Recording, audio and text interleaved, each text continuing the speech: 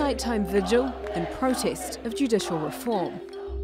Seen as the latest in a string of assaults against Poland's democracy and rule of law. We came to fight for free courts for us and for our children, because what is happening now is a scandal and a disgrace. One group of people is imposing their will on others. They want to give themselves power to have influence on everything. Under the bill, all 83 Supreme Court judges will be immediately dismissed, except for those chosen by the Justice Minister. Supreme Court judges will also be obligated to consider Christian values in rulings.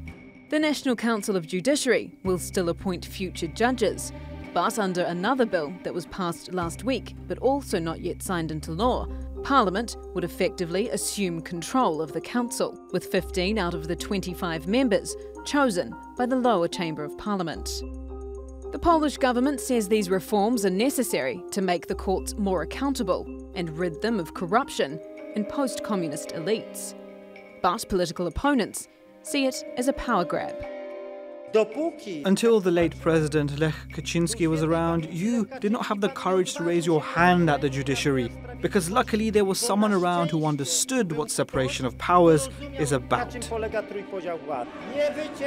I know you're afraid of truth, but do not wipe away your treacherous muzzles with my brother's name. You destroyed him, you murdered him, you are knaves.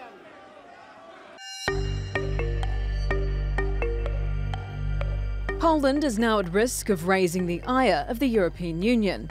It had called for the government to put these reforms on hold or face disciplinary action. Each individual law, if adopted, would seriously erode the independence of the Polish judiciary.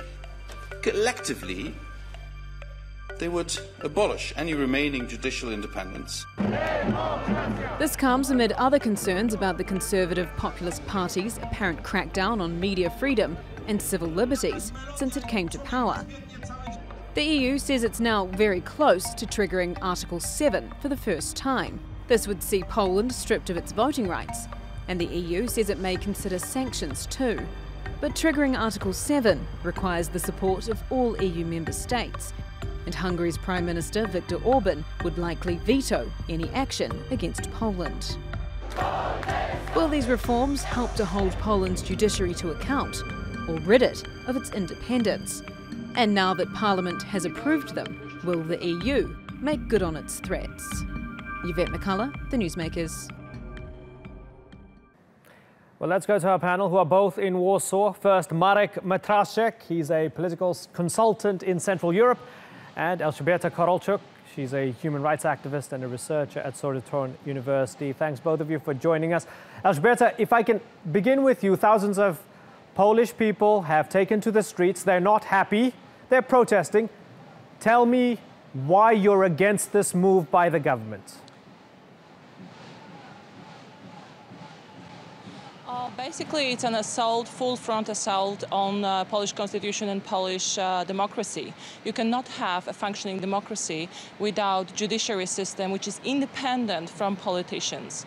And these three pieces of legislation, which are being either accepted right now in the parliament or have been accepted during the last couple of days, make judiciary from the Supreme Court to every average court in Polish cities dependent on politicians.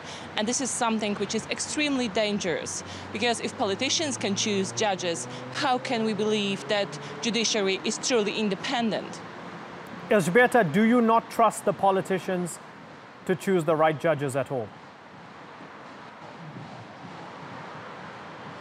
No, I don't. I don't think anyone can trust politicians in that.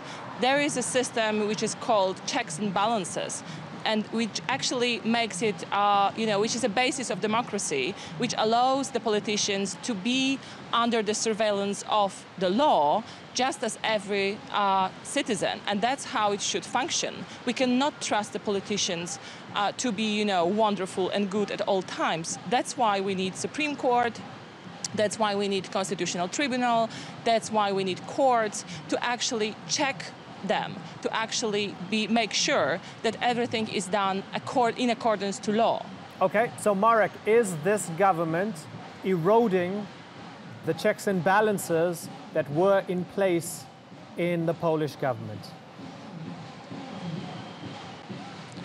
Well, first of all, it's very important to remember that the issue of judicial reform and reform of the court system in Poland was a key plank of the election agenda of the ruling Law and Justice Party, which gained an absolute majority in the Polish parliament for the first time that's ever happened in over 25 years in the Polish democratic system. So judicial reform was very much accepted by the electorate. And in fact, there's been an opinion poll which came out just a few minutes ago showing the ruling party very much in the lead on 38% against the opposition on 19%. So the principle of judicial reform has always been very important for this government, reflecting a great deal of frustration on the part of many ordinary people about the inefficiencies of the judicial and court system in Poland. And one of the key reasons for this reform is really to try and shake up the judicial system, make it more accountable, and get rid of some of the bureaucracy that is endemic in the Polish judicial system. So this is not a move which is unpopular in the country. It's certainly unpopular with the opposition, right, but that's to be expected. Okay. And Elżbieta, now, after all the debate, given that it has been passed, how do you feel about that? I feel saddened, and I feel really anxious about the future of Polish democracy. Unfortunately, there is this discourse in Poland, which is also propagated by the ruling Law and Justice, which says we have won the elections, and that's why we can do whatever we want to. And you know, the democracy is not about the brute power of majority. Democracy is about individual rights, it's about minority rights, it's about deliberation, it's about respecting those who might be in opposition. And this reform will actually be something that will destroy the independence of the judiciary system and will do nothing about the problems that we are facing now, such as bureaucracy in the judiciary and so on. Okay. So this is just sizing the power. This is not reforming the system. Interesting point there, Marek. What she's saying is, sure, there's a democratic mandate, but there's different types of democracy. And now, clearly, in her opinion, Poland's moving away from a liberal democracy to an illiberal democracy. Isn't that a fair point? Well, I think the Law and Justice Party and Mr. Kaczynski have never concealed their desire to shift the balance of power within Poland. One of the main criticisms of the chairman of the Law and Justice Party, and in fact the whole Polish government, is that the judicial system and the judiciary in Poland have never really been depoliticized. The judiciary, after the anti-communist revolution of 1989, was never really purged of former communist judges, many of whom are still in position. And they've taken a very strong position defending their corporatist interests. So this is a move seen as shaking up the judicial system. Yeah. The other important thing to remember, also over the last few days, there have been some important amendments to the proposed legislation. So, for example, the Minister of Justice no longer has the right to choose judges to the Supreme Court. That's been vested now in the National Judiciary Council. And the principle of electing judges to the National Judiciary Council has already been amended in a way which makes it impossible for the ruling party to control that process. There have been a lot of amendments in answer to some of these criticisms. And do bear in mind, of course, that in other judicial systems, whether it's in Europe or the United States, the executive does have significant influence over the choice of judges. So this reform doesn't really make Poland that much different from other judicial systems in Europe or the United States. But I guess what Elżbieta is trying to say is that she sees a trend here, right? But Marek, let me go back to Elżbieta. I'm not going to ask you, Elżbieta, if you feel that those amendments were good enough for you, because you're well aware of the amendments, and yet you're still on this program telling me you're not happy with this. I want to pick up on something that Marek said. He mentioned corporatist interests, right? It reminds me a little bit of in the United States when President Trump, as a candidate, had spoken about draining the swamp, right?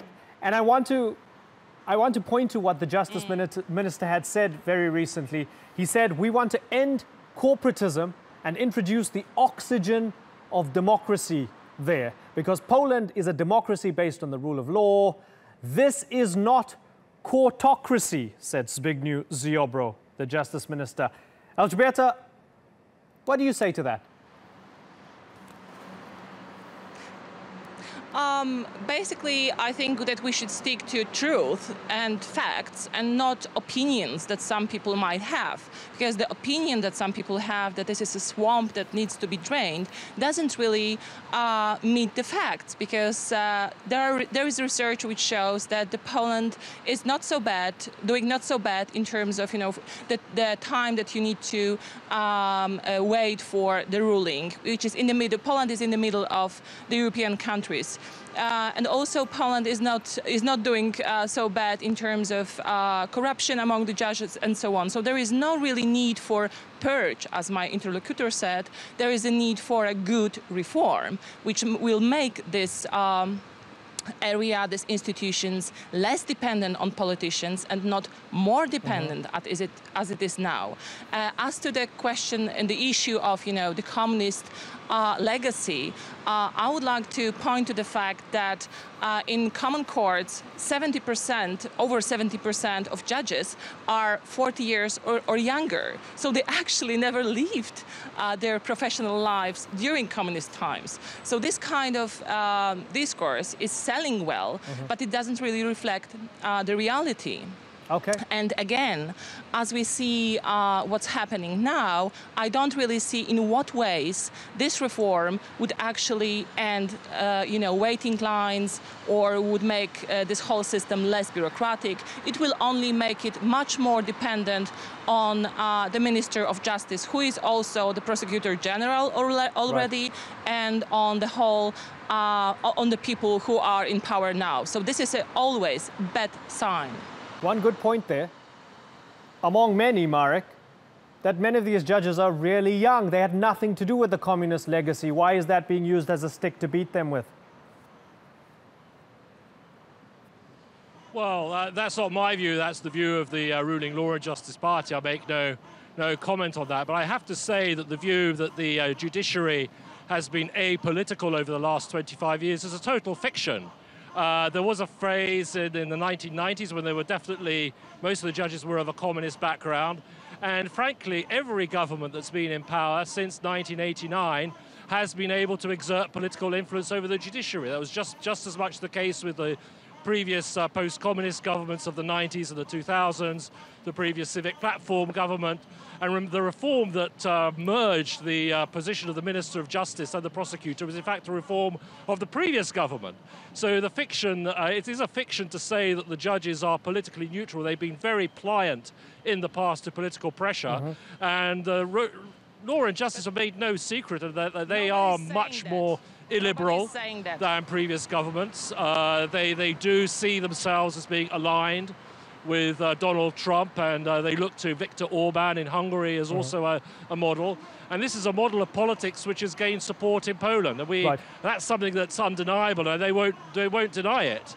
And as I say, some of the changes that were made in the laws over the last few days at the request of the Polish president, I think goes some way to moderating some of the criticisms that needs to be levied. Of course, there is an issue of to what extent these reforms will not open the door for more avenues of political pressure, but that's nothing different to what's been happening in Poland the last 25 years. Much of the judiciary has been politicized for a long time. Let me ask you, Elżbieta, let me broaden it out to Europe, because we are running out of time. I wanted you to respond to that, but I want to kind of talk about Europe for the moment. France and Germany are not happy. I've got quote after quote from the Council of Europe's Human Rights Commissioner, from the European Parliament's EPP leader, all not happy at this direction where the politicians are getting to pick the judges. So it sounds as if Europe is threatening Poland. Do you want those threats to be serious, or are you happy with them? Let me ask Elżbieta, Marek. Elżbieta, do you want those threats to be serious or hollow? I think that either we are treating democracy seriously and Poland's accession to the European Union, or this is just piece of paper that we sign and nobody cares. If you are treating this seriously, there should be consequences for not following the rules that we all agreed with. And Poles and Poland also agreed to those rules and signed those agreements. So either we are treating this in whole seriousness or not. And as to what has been said before about, the bureaucracy and the corruption among the political corruption among the Polish judiciary, I mean, how can you explain this reform in light of those information, because this is making things worse, not better. So you don't treat flu with cholera or other, serious deadly disease. This doesn't make sense. Okay, Elżbieta, let me ask you, isn't there a bit of a conundrum here? Because if you want consequences, and if Brussels decides to crack down on Poland, doesn't that only strengthen the Law and Justice Party? Doesn't it only strengthen the populism and the nationalism, where they can say, look at those guys from the outside. They want to change our country. They want to change our values. So doesn't that make it worse?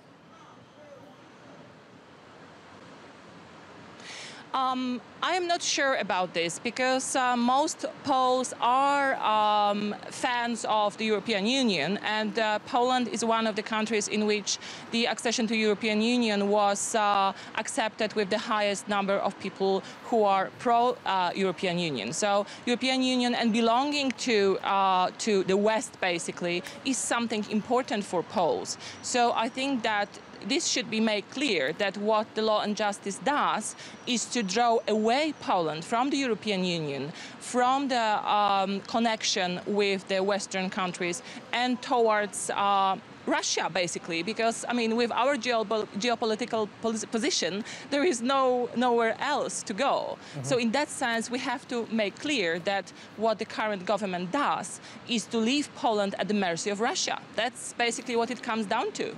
Marek, is that what Law and Justice is doing? Leaving Poland at the mercy of Russia and gambling with its EU future? The Law and Justice government is... Yes, it is.